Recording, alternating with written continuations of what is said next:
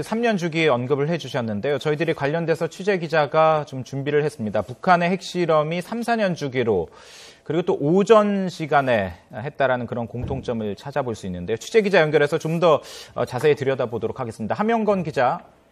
네, 함영건입니다. 네, 자 그동안 북한의 핵실험 이력을 정리를 좀 해주시죠.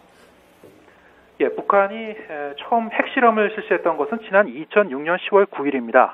당시 풍계리 핵실험장에서 핵실험을 실시해 함경부터 화대군에서 규모 3.58의 지진파가 감지된 바 있습니다. 유엔 안보리는 당시 즉각 1718호 결의안을 채택하고 북한의 미사일과 핵실험, 미사일 관련 군수품의 무역거래 중단을 압박했습니다.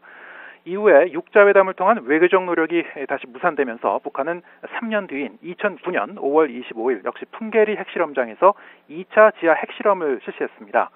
당시 유엔 안보리는 1874호 결의안을 채택해 북한 핵미사일 개발 프로그램에 대한 제재를 강화했지만 이에 맞서 북한은 플루토늄의 전략 무기화와 우라늄 농축 작업 착수를 선언했습니다.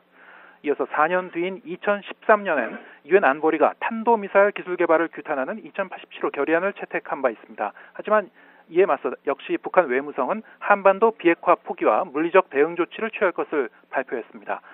북한은 같은 해 2013년 12월에 풍계리 핵실험장에서 3차 핵실험을 실시했습니다. 함경북도 길주군 인근에서 규모 4.9의 지진파가 감지됐습니다.